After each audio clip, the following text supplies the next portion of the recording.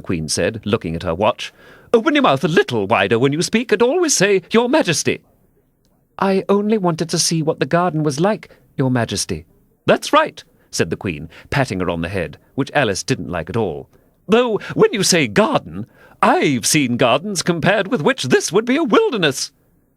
Alice didn't dare to argue the point, but went on, "And I thought I'd try and find my way to the top of that hill."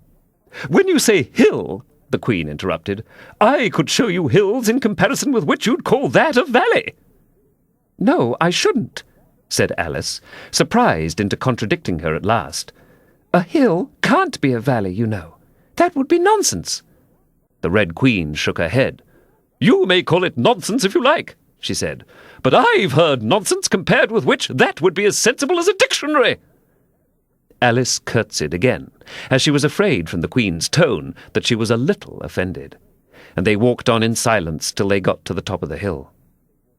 For some minutes Alice stood without speaking, looking out in all directions over the country, and a most curious country it was.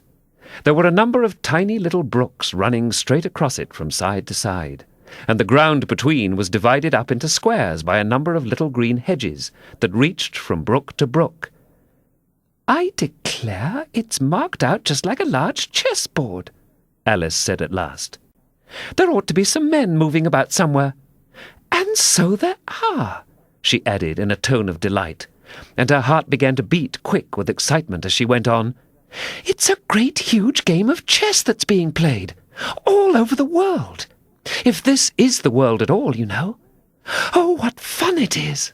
How I wish I was one of them. I wouldn't mind being a pawn, if only I might join, though of course I should like to be a queen best."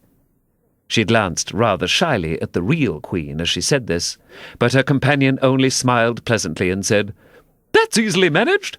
You can be the White Queen's pawn if you like, as Lily's too young to play. And you're in the second square to begin with,